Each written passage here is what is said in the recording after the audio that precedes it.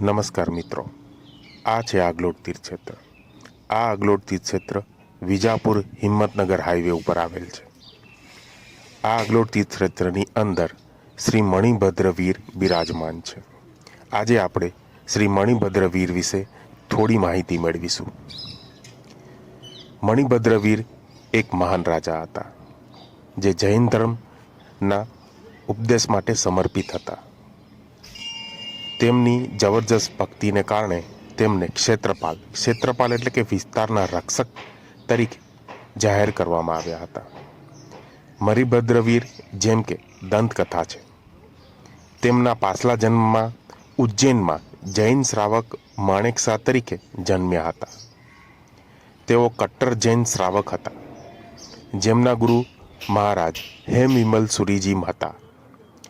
આગ્રામાં તેમના ચતુર્માસ દરમિયાન માણેકશા શેત્રુંજય પાલિતાણાની પવિત્રતા અને મહત્વ પર તેમના ગુરુના પ્રવચનોથી ખૂબ જ પ્રભાવિત હતા.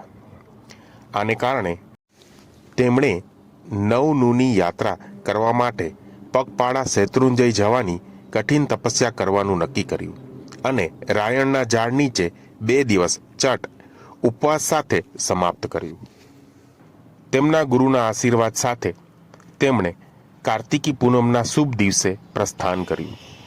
જ્યારે તે હાલતમાં મગરવાડા નજીક હતો ત્યારે ડાકુઓની ટોળકીએ તેના પર અને જૂથ પર હુમલો કર્યો અને તેમની સાથે લડતા તેમણે પોતાનું માથું, હાથ અને શરીરના નીચેના ભાગને કાપી નાખતા અન્ય લોકોને બચાવવા માટે પોતાનો જીવ આપ્યો.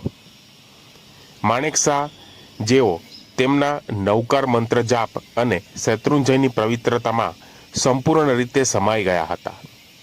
તેમનો ઇન્દ્ર મણિભદ્ર વીર દેવ તરીકે પુનર્જન્મ થયો હતો. શ્રી મણિભદ્ર મૂળ રૂપે એક યક્ષદેવ છે, જેની ભારતીય જનતા દ્વારા પૂજા કરવામાં આવે છે. તે 6 સશસ્ત્ર યક્ષની પ્રતિમા છે, જેમાં તેમના વાહન તરીકે હાથી છે. શ્રીફળ અને સુખડી તેમના પ્રિય છે. પૌરાણિક રીતે એવું કહેવામાં આવે છે કે લડાઈ દરમિયાન તેમનું શરીર 3 ભાગમાં કપાઈ ગયું અને 3 જુદી જુદી દિશામાં પડ્યું. આ પિંડ એટલે કે ગુજરાતના મગરવાડામાં કમરની નીચેનો ભાગ પડ્યો. ગુજરાતના આગલોડ ખાતે ગાળ એટલે કે શરીર ધડનો ભાગ. ઉજ્જૈન મધ્યપ્રદેશમાં મસ્તક એટલે કે વડા.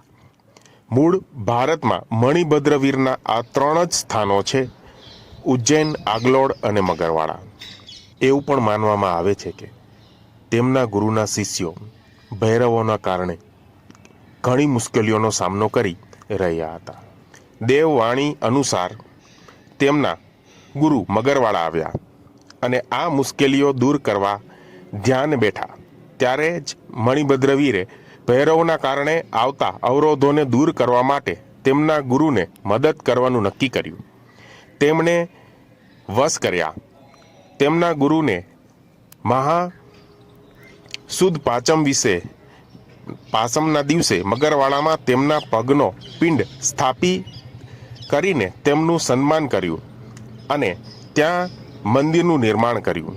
આજે લોકો મોટી સંખ્યામાં મગરવાડા મણિભદ્ર વીરને તેમની સમસ્યાઓ ઉકેલવા અને તેમના અવરોધોને દૂર કરવામાં મદદ કરવા માટે પ્રાર્થના કરવા ઉમટી પડે છે.